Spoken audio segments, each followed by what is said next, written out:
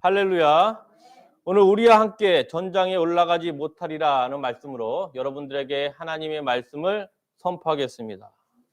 이제 사무엘상이 마지막 종반전으로 치닫고 있습니다. 여러분들이 수개월 동안 사무엘상에 대해서 들었지만 사무엘상을 요약하면 히때 시절 다윗이 사무엘로부터 기름 부음을 난 후에 30대 왕이 될 때까지 시련과 환난 속에서 끝까지 주님을 모든 것을 맡기고 주님으로 말미암아 승리하는 것이 바로 사무엘상의 토대입니다. 우리가 인생에 살아가면서 참으로 시련과 환난이 많이 만나게 되는데 그러한 훈련이 없으면 다윗이 왕이 되지 못했습니다. 출애굽한 이스라엘 백성이 40년 동안 광야 생활에 훈련이 없었으면 가나안 땅을 정복하지 못했습니다. 다윗 한 사람은 다윗 한 사람으로 끝나는 게 아니라 여기 계신 모든 사람이 다 곧 다윗과 같이 하나님의 마음에 합한 되기를 주 예수 그리스도는 원하고 계십니다. 그러면 무엇입니까? 우리는 똑같이 다윗의 삶을 걸어가야만 합니다. 다윗이 왕이 될 때까지 10년이라는 율왕 생활이 다윗이 40년 동안 왕으로 통치하는 데 있어서 가장 큰 역할을 했습니다. 다윗이 사울을 피해서 10년간의 피난 생활을 하지 않았으면 하나님의 살아계신가, 하나님의 역사하신가, 하나님의 능력을 다윗이 몸소 체험할 수가 없었습니다. 곧 10년간의 광야에서의 삶 때문에 다윗이 진정한 왕으로 거듭나고 그 거듭난 왕으로 말미암아 40년 동안 하나님의 인애와 공의와 의를 선포하고 실행하는 왕이 바로 이스라엘 다윗 왕입니다. 정리하자면 우리가 인생에 살면서 때로는 나에게 이 광야 생활이 언제가 끝날까 고민할 때가 있습니다. 하나의 산을 넘으면 또 하나의 산이 보이고 하나의 강을 넘으면 또 하나의 강이 보이는 게 바로 우리의 인생살입니다. 그럼에도 불구하고 다윗이 왕이 될 수 있었던 것은 그러한 사망의 음침한 골짜기를 걸어갈지라도 해를 두려워하지 않는 것은 주님이 나와 함께하기 때문에 내 앞에 수많은 사망의 골짜기가 있을지라도 주님과 함께할 때 다윗은 모든 것을 다 이겨낼 수가 있습니다.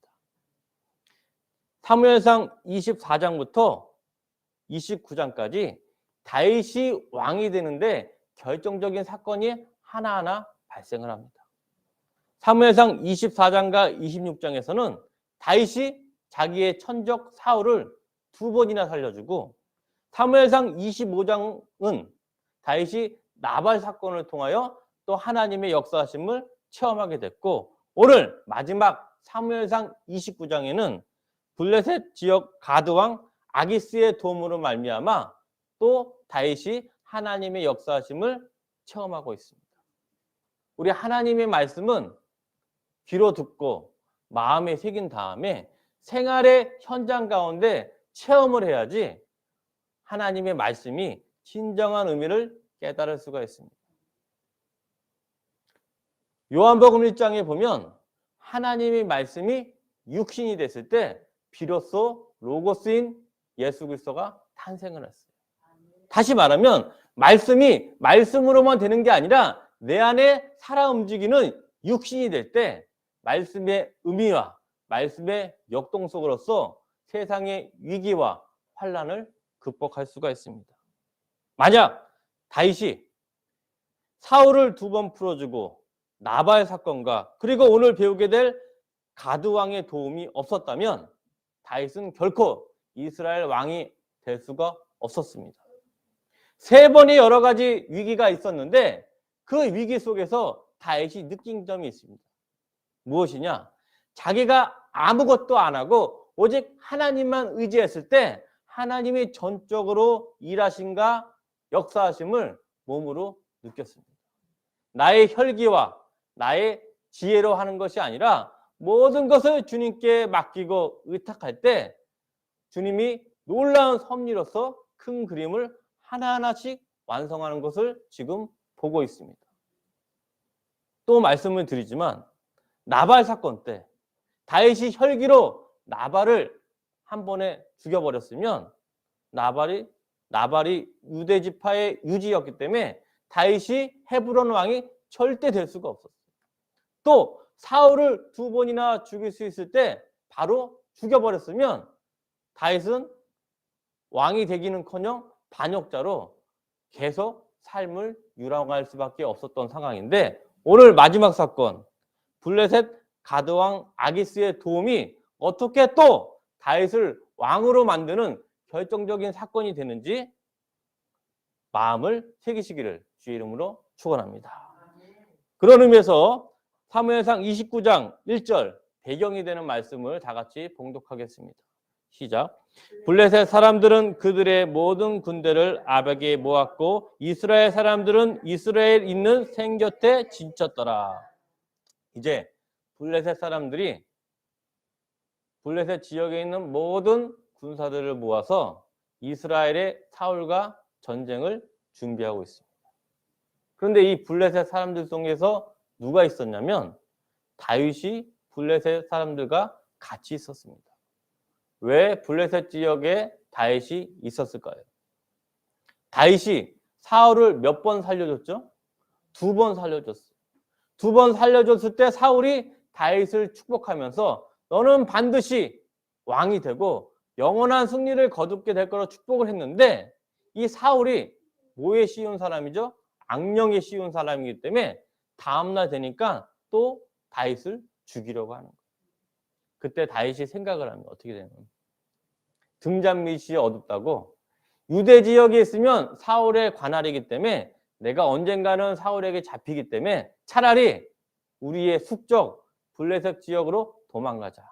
그러면 차마 블레셋 지역은 사울이 두려워하는 장소이기 때문에 사울이 날 못 잡을 거야 하면서 블레셋 지역의 가드왕 아기스에게 다윗이 몸을 의탁을 합니다. 여러분들은 알아야 될 게 무엇이냐면 블레셋과 이스라엘의 관계는 우리나라로 말하면 대한민국과 일본의 관계예요.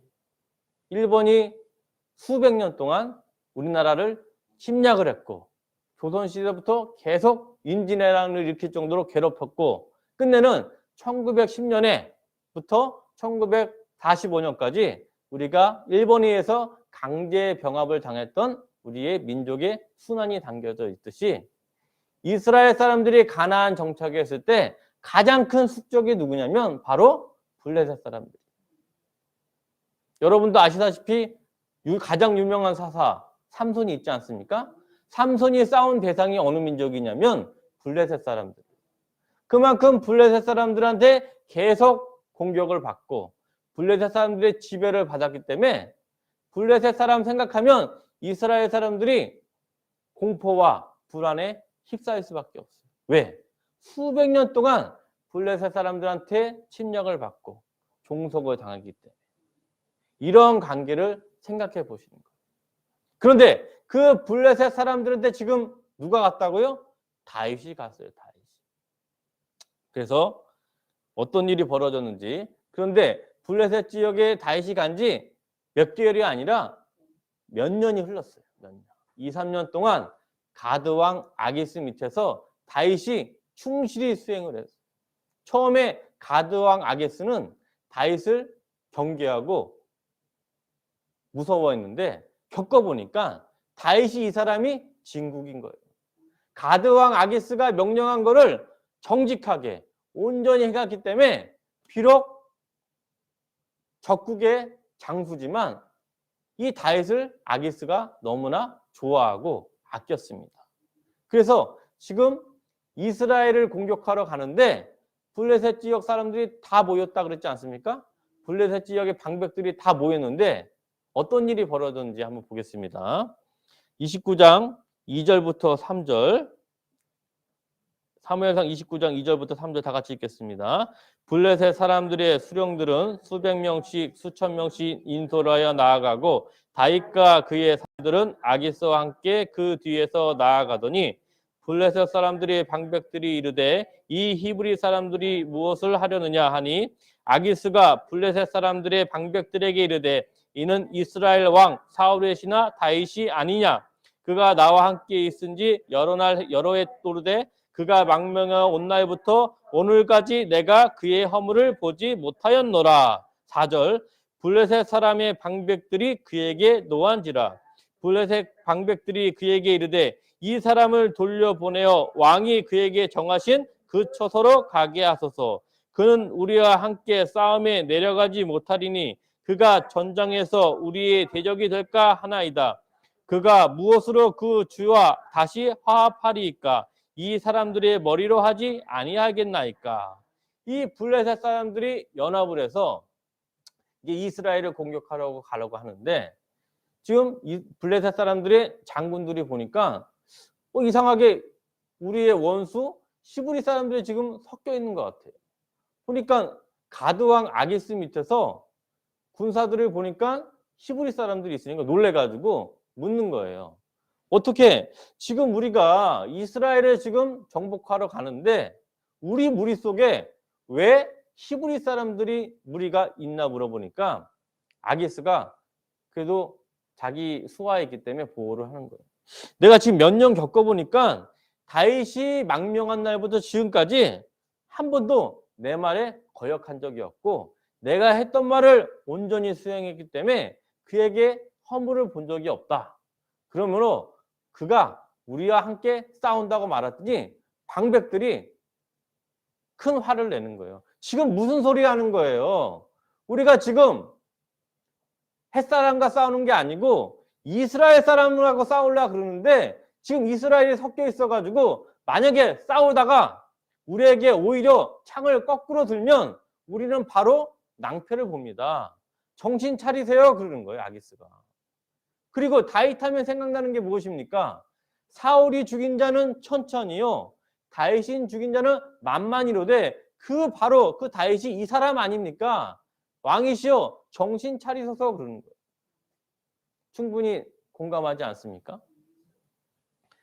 우리가 일본하고 싸우고 있는데 우리의 밑에 장수 중에 일본 사람들이 있으면 싸움하는 중간에 창과 칼을 우리한테 오히려 거꾸로 들면 우리는 바로 싸우지도 못하고 질 수가 있는 게 당연지사기 때문에 가드왕 아기스가 아무리 다윗에 대해서 변호를 한다 그래도 이 블레셋 지역의 방백들이 들을 리가 만무합니다.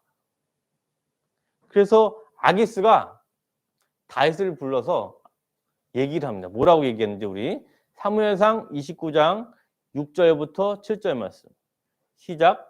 아기스가 다윗을 불러 그에게 이르되 여호와께서 살아계심을 두고 맹세하노니 내가 정직하여 내게 온 날부터 오늘까지 내게 악이 있음을 보지 못하였으니 나와 함께 진출 중에 출입하는 것이 내 생각에는 좋으나 수령들이 너를 좋아하지 아니하니 그러므로 이제 너는 평안히 돌아가서 사람들의 수령들에게 거슬러 보이지 하지 말라 하니라.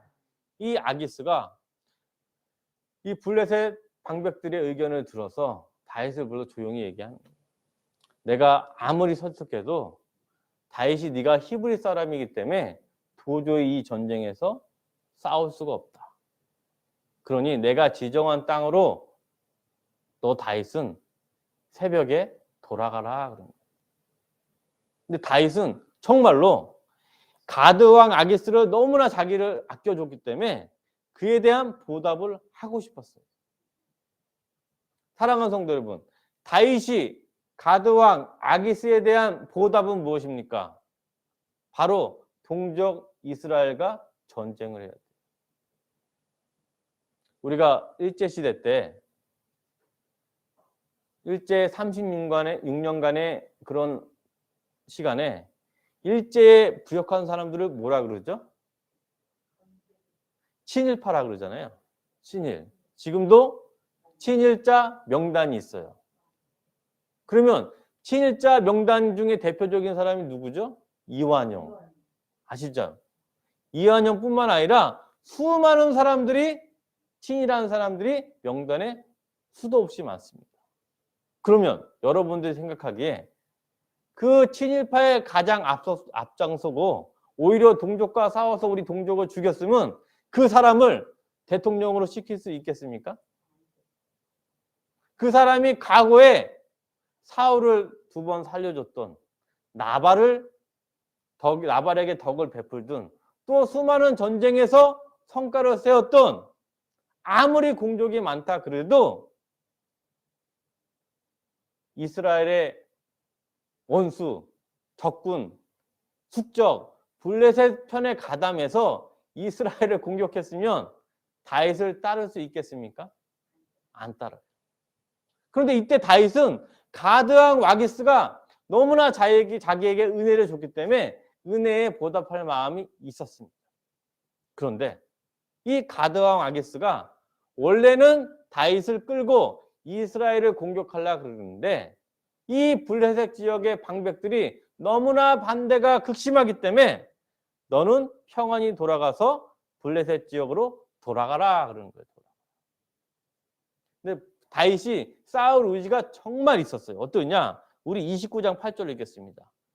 시작. 다윗이 아기스에게 이르되 네가 무엇을 하였나이까? 내가 당신 앞에 오늘까지 있는 동안에 당신이 종에게서 무엇을 보셨기에 내가 가서 내 주 왕의 원수와 싸우지 못하게 하시나이까 하니 다윗이 사울과 싸울 의지가 있었습니다. 왜 그럴까요? 2번이나 사울을 풀려줬는데 계속해서 사울이 자기를 죽이려 공격하니까 다윗이 싸울 의지가 있었습니다. 사람이 덕을 너무나 베풀어도 몰라줄 때 우라가 치밀 때가 있잖아요. 그런 심정으로 다윗이 자기가 다시 한번 사울을 의지하고 아기스에게 항변을 하는데 아기스가 뭐라 그러는지 사무엘상 29장 9절에서 10절 우리 다 같이 봉독하겠습니다. 아기스가 다윗에게 대답하여 이르되 내가 내 목전에 하나님의 전령같이 선한 것을 내가 아나 블레셋 사람들의 방백들은 말하기를 그가 우리와 함께 전장에 올라가지 못하리라 하니 그런즉 너는 너와 함께 온 내 주의 신하들과 더불어 새벽에 일어나라. 너희는 새벽에 일어나서 발거든 곧 떠나라 하니라. 다윗이 싸울 의지를 밝히니까 아기스가 말하는 거예요. 네 마음 내가 안다. 네가 나와 함께 있는 동안 온전히 행하고 덕을 쌓은 건 내가 누구보다 알겠지만 내가 아무리 사정을 해도 블레셋 방백들이 반대가 너무 극렬하기 때문에 새벽이 되면 다른 지역으로 떠나라 말하는 거예요. 몇 번 아기스가 다윗에게 몇 번 권하죠? 2번. 처음에 권했다가 다윗이 또 싸울 의지를 나타내니까 2번째 아기스가 권유를 하는 거예요. 어디로 돌아가라? 블레셋 땅으로 돌아가라. 사랑하는 성도 여러분, 다윗이 이렇게 강인한 의지를 보였으면 아기스가 역시 다윗이구나. 싸우러 가자 하면서 갈 수 있을까요? 없을까요?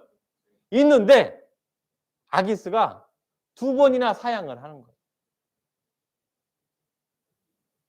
처음도 아니고 2번이나 사양한 게 다윗이 사울을 몇 번 풀어줬죠? 2번. 똑같이 아기스가 다윗에게 2번의 호의를 제공하고 있어요. 이게 사무엘상이 기가 막힌 이중구조로 되어 있는 일부러 의도적으로 사무엘상이 의도적으로 계속해서 반복해서 이중구조를 처음부터 끝까지 쓰고 있어요. 이때 어떤 일이 나왔을까요? 사무엘상 29장 11절 말씀 시작. 이에 다윗이 자기 사람들과 더불어 아침에 일찍이 일어나서 떠나 블레셋 사람들의 땅으로 돌아가고 블레셋 사람들은 이스라엘로 올라가니라. 이제 다윗이 블레셋 지역으로 떠나가고 블레셋 사람들은 이스라엘 골짜기로 전쟁을 하고 하게 됩니다. 다윗이 강력한 의지를 말았기 때문에 그래도 블레셋 땅에 거주할 수가 있어요. 또 블레셋 땅으로 돌아갔기 때문에 이스라엘과의 전쟁을 피할 수 있게 하나님의 섭리로 인도하셨습니다. 기가 막히지 않습니까? 이게 최대 악연으로 가게 되면 진퇴양난으로 갈 수가 있어요. 내가 적국의 장수가 돼서 동족을 죽여야 되는 굉장한 아이러니 떠나 다윗이 아무리 그동안 노력을 많이 했고 공적을 쌓았지라도 한 번의 실수로 이스라엘에서 왕이 절대 되지 못하는 절호의 위기가 바로 사무엘상 29장이었습니다.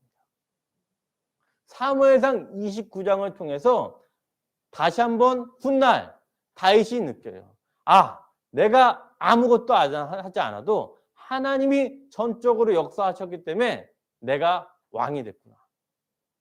그렇지 않습니까? 사울을 2번 풀어줬고 나발 사건과 오늘 가드왕 아기스의 도움은 다윗의 능력과 다윗의 생각으로 된 게 아니라 바로 전적인 하나님의 능력과 하나님의 인도하심으로 역사를 했습니다. 이러한 감동을 다윗이 왕이 된 다음에 과거를 돌이키면서 하나님께 찬송을 올립니다.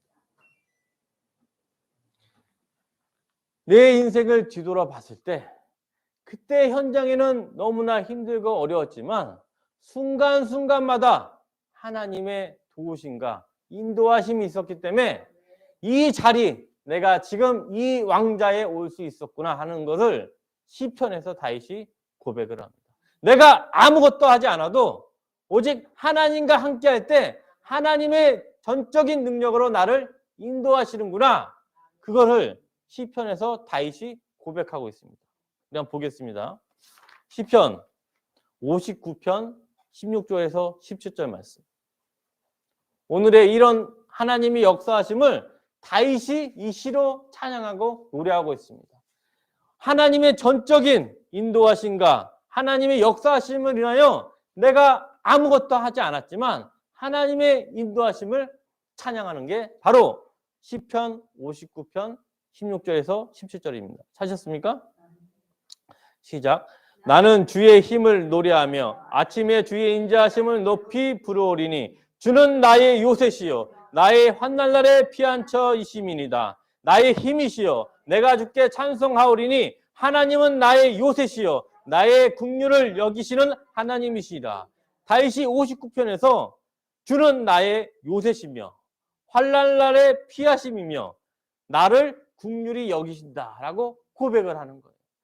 내가 왕이 되고 돌아봤을 때 결정적으로 사울을 2번 풀게 한 것은 내가 아니라 하나님의 능력과 인도하심이고 나발을 통해서 역사하심도 내가 아무것도 하지 않았지만 하나님의 전적으로 능력으로 인도하셨고 마지막 블레셋 가드왕 아기스의 도움도 내가 아무것도 하지 않았지만 하나님이 아기스를 통해서 나를 왕이 되게 하셨구나.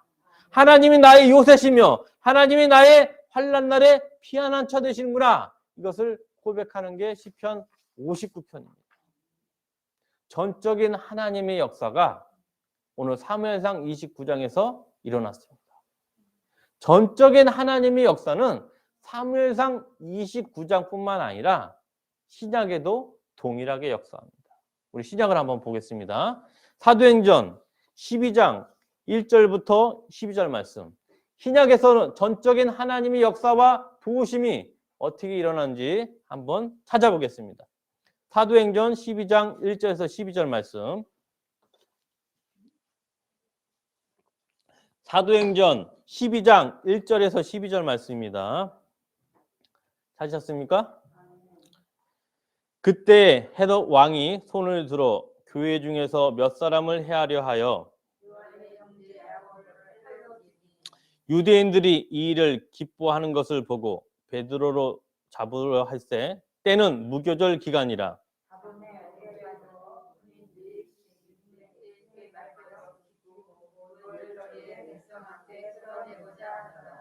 이에 베드로는 옥에 갇혔고 교회는 그를 위하여 간절히 하나님께 기도하더라.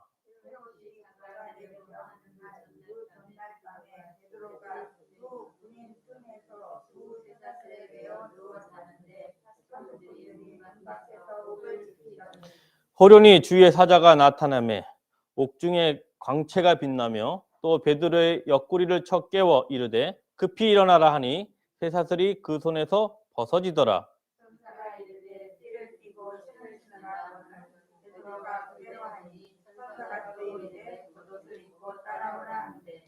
베드로가 나와서 따라갈새 천사가 하는 것이 생시인 줄 알지 못하고 환상을 보는가 하니라.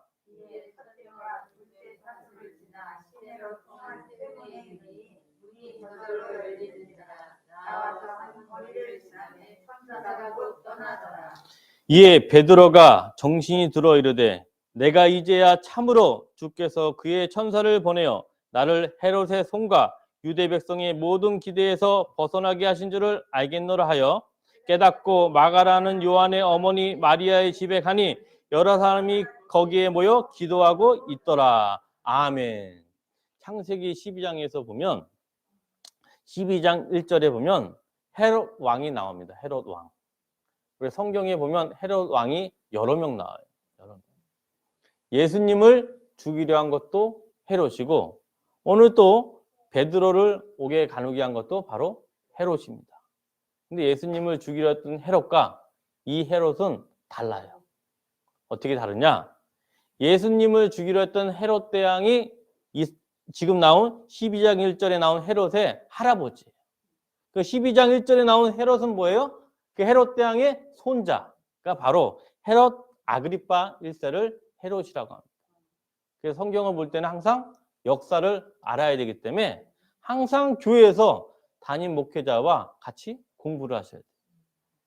그래서 이 헤롯 아그리파 1세가 요한의 형제 야고보 사도를 잡아가지고 칼로 죽였습니다. 예수님의 12제자 중에서 첫 번째로 순교한 게 바로 이 야고보인데 이 야고보를 죽이니까 유대인인 대중들이 막 좋아하는 거예요. 야고보를 죽이니까 헤롯 왕의 지지율이 막 폭발적으로 올라가니까 헤롯 왕이 이때다 하면서 누구도 잡으려고 그러냐? 베드로도 잡아가지고 죽이려고 하는 거예요. 근데 베드로를 잡고 보니까 죽이려고 하니까 바로 무교절 기간이에요. 무교절 기간. 그래서 무교절 기간은 사람을 죽일 수 없기 때문에 무교절 기간이 끝나는 날 다음 날 베드로도 역시 야고보처럼 죽이려고 헤롯이 계획을 세우고 있었어요. 그러면 이제 무교절이 끝나고 헤롯이 다음 날 베드로를 옥에서 끌어내려고 합니다. 그럼 베드로를 옥에서 끌어내면 베드로는 어떻게 되죠? 야고보처럼 하늘나라로 가게 돼요. 그럼 베드로가 옥에 들어갔을 때 무교절이 끝나게 되면 나는 이제 죽어가는 것을 직감을 하게 돼요. 베드로가. 다음 날 내일이면 베드로가 이제 야고보처럼 주님과 만나서 하늘나라로 가는구나 생각을 해서 그래도 마지막까지 베드로는 간절히 하나님께 기도를 합니다. 간절히. 더 이상 할 게 없잖아요. 베드로가 뭐 헤롯의 백이 있습니까? 로마의 백이 있습니까? 도와줄 사람이 아무도 없습니다. 그래서 우리는 오로지 간절히 베드로가 할 수 있는 거는 말씀과 기도, 감사함으로 간절히 기도하고 또 베드로가 속한 교회에서도 여러 사람들이 간절히 모여 기도하는 거예요. 우리의 유일한 무기 기도밖에 없어서 간절히 기도해서 이제 10시간이 지나면 나는 이제 죽게 됩니다. 주 예수 그리스도도 하나님의 섭리라면 나를 인도하소서 하고 간절히 기도할 때 그 밤에 어떤 일이 났는지 우리 한번 보겠습니다. 사도행전 12장 7절 시작. 호련히 주의 사자가 나타나매 옥중에 광채가 빛나며 또 베드로의 옆구리를 쳐 깨워 이르되 급히 일어나라 하니 쇠사슬이 그 손에서 벗어지더라. 주의 사자가 주의 천사가 갑자기 호련히 광채를 빛나며 오는데 자고 있던 베드로를 깨우고 급히 일어나라 말한 다음에 베드로가 아무것도 하지 않았는데 베드로의 두 손목과 두 발목에 붙여있던 쇠사들이 그대로 벗어지는 일이 발생을 합니다. 그래서 주의 천사를 베드로가 따라서 가는데 감옥에 가면 죄수들을 갈았을 때 2중 3중으로 잠가 놓아요. 장관하는데 천사를 베드로는 그냥 따라가게만 하는데 어떤 일이 벌어졌냐? 쇠사슬에 있는 쇠문에 있던 열쇠 문들이 저절로 열리는 일이 발생을 했어요.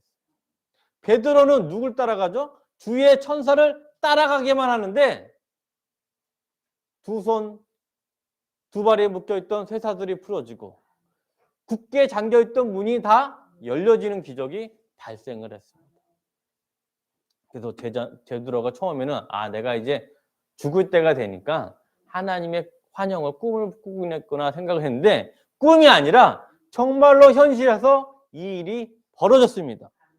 그래서 요한의 어머니 마리아의 집에 가보니까 거기 있는 여러 성도들이 그 밤에 밤을 새우면서 철야 기도를 하고 있는 현장이 바로 오늘날 사도행전 12장에 발았던 하나님의 역사하심입니다. 똑같이 다윗이 아무것도 하지 않아도 가드왕 아기스를 통해서 다윗이 절체절명의 위기를 벗어난 것처럼 베드로가 똑같이 아무것도 하지 않고 오직 하나님께 감사함으로 기도를 드렸을 때 주의 천사가 나타나 쇠사슬이 풀리고 문이 열려서 자동으로 감옥에 벗어나는 기적이 일어났습니다. 다윗과 베드로가 한 것은 인간적으로는 아무것도 없었어요. 오직 주와 함께하면서 감사함으로 날마다 주님께 아뢰고 기도하는 것뿐이었습니다. 사랑하는 성도 여러분, 우리가 인생에 살면서 내가 뭘 해야지 하면은 되는 일이 없어요. 나의 계획과 나의 노력으로 무언가 달성하려면 결코 이루어지지 않습니다. 오직 우리가 할 것은 뭐예요? 오직 하나님께 감사함으로 기도하는 것뿐입니다. 그러면 인간이 보기에 다윗은 까딱 잘못했다가 블레셋 사람들에 의해서 죽임을 당할 수 있고 사울에 의해서 죽임을 당할 수 있는 진퇴양난의 시기가 바로 사무엘상 29장이었고 똑같이 사도행전 12장에서 이제 몇 시간 지나면 베드로는 야고보처럼 순교당할 수 있는 절체절명의 위기가 있을 때 다윗이 항상 주님과 함께했고 베드로와 그의 성도들이 간절히 기도했을 때 하나님의 역사하심과 인도하심이 이루어졌습니다. 이게 바로 우리가 하나님의 자녀라는 증거입니다. 사랑하는 성도 여러분, 마태복음 17장 20절에 보면 예수님이 말씀하시죠. 너희에게 믿음이 겨자씨 한 알만큼만 있어도 이 산을 명하여 여기서 저리로 옮겨지리라고 말씀합니다. 무엇만 있어도 믿음이 겨자씨 한 알만큼만 있어요. 뭐냐면 여러분 가운데 때로는 이렇게 생각할 수가 있어요. 내가 성경 66권도 잘 모르고 성경에 대한 역사도 잘 모르는데 내가 하나님 말씀을 얼마큼 알아야 될까? 더 많이 알아서 풍성한 열매를 맺어야 할까 생각을 하는데 믿음의 겨자씨라는 것은 무엇이냐? 성경 한 구절을 온전히 마음에 새기면 그 한 구절로 인하여 이 산을 명하여 여기서 저기로 옮기는 기적이 일어납니다. 성경을 많이 보는 것도 중요하지만 성경에 있는 단 한 구절의 말씀을 마음에 새기고 의미를 알 때 역사가 변화됩니다. 우리 세계사의 역사에서 중세와 현대를 구분하는 중요한 사건이 있습니다. 무엇이냐? 1517년에 일어난 마틴 루터의 종교개혁. 종교개혁으로 말미암아 우리가 현대로 진입할 수가 있어요. 중세에서 벗어나. 그런데 마틴 루터가 성경 66권을 모두 깨달아서 이루어진 게 아니라 단 한 구절, 로마서 1장 17절, 오직 의인은 믿음으로 말미암아 살리라. 이 한 구절의 말씀, 이 한 구절의 겨자씨 때문에 세상이 변화가 됐어요. 마찬가지로 오늘 여기 있는 모든 사람들이 다윗의 형통함과 베드로의 형통함의 비결, 이 한 구절 말씀만 온전히 마음에 새기면 마틴 루터가 종교개혁을 통해서 모든 세계를 변화시켰으지 여러분 한 사람이 가정을 변화시키고 여러분 한 사람이 온 전체 대한민국을 변화시킬 수 있습니다. 그 말씀, 여러분의 모든 것을 변화시킬 수 있는 말씀, 그 의미를 새기길 주의 이름으로 축원합니다. 그 말씀을 찾아보겠습니다. 오늘 설교의 모든 게 들어가는 말씀 무엇이냐? 빌립보서 4장 6절부터 7절이 오늘 설교한 모든 하나님의 말씀과 성령의 인도하심이 다 들어가 있습니다. 빌립보서 4장 6절에서 7절은 복음의 모든 것을 압축한 하나님의 복음의 마스터키가 빌립보서 4장 6절에서 7절 말씀. 이 말씀만 온전히 여러분들이 새기면 내 눈앞에 어떤 환난과 태풍이 몰려올지라도 아무 문제가 되지 않습니다. 오늘 다윗과 베드로가 어떠한 말씀이 마음에 있었길래 이 변화가 일어난지 빌립보서 4장 6절 7절을 마음에 새겨 승리하시기를 주의 이름으로 축원합니다. 빌립보서 4장 6절에서 7절 말씀 다 같이 봉독하겠습니다. 아무것도 염려하지 말고 오직 모든 일에 기도와 간구로 너희 구할 것을 감사함으로 하나님께 아뢰라. 그리하면 모든 지각에 뛰어난 하나님의 평강이 그리스도 예수 안에서 너희 마음과 생각을 지키시리라. 우리가 아무것도 염려하지 말고 오직 모든 일에 기도와 간구로 감사함으로 하나님께 아뢰면 우리가 인간의 한계로 도저히 일어날 수 없는 오늘 사건, 다윗의 사건과 베드로의 사건은 모든 지각에 뛰어난 하나님의 평강이 임했을 때 가능한 거예요. 인간의 생각으로는 도저히 불가능하지 않겠습니까? 오늘 사무엘상 29장에서 다윗은 인생이 종교될 수도 있었어요. 사도행전 12장에서 베드로는 야고보처럼 바로 삶이 순교로 끝날 수가 있었지만 모든 지각에 뛰어난 하나님의 평강으로 말미암아 마음과 생각을 지킬 때 하나님의 역사하심과 인도하심을 느낄 수가 있어요. 왜? 하나님은 우리의 피난처시고 우리의 요새이기 때문에 이 말씀을 가지고 여러분 지금 눈앞에 보십시오. 경제적인 환난과 질병의 환난과 전쟁의 환난과 가족의 구원에 대한 문제 때문에 날마다 밤잠을 못 이루면서 예루살렘 교회가 베드로를 위해 기도한 것처럼 간절히 기도하고 있습니다. 그러나 눈앞에 보이는 것은 보지 말고 우리는 그냥 베드로처럼 주의 천사를 따라가기만 하는 거예요. 기도와 간구로. 그때 내 손목에 묶인 회사들이 풀리고 굳게 차인 착오로 차인 문이 저절로 열리게 됩니다. 내 눈앞에 보이는 것을 보지 말고 모든 지각에 뛰어난 하나님의 평강을 우리의 마음에 새겨서 우리의 마음과 생각을 지킬 때 놀라운 기적이 하나님이 나의 요새가 되고 나의 피난처가 되는 놀라운 기적으로 말미암아 이번 한 주뿐만 아니라 사명 다하는 날까지 승리하시기를 주의 이름으로 축원합니다. 아멘.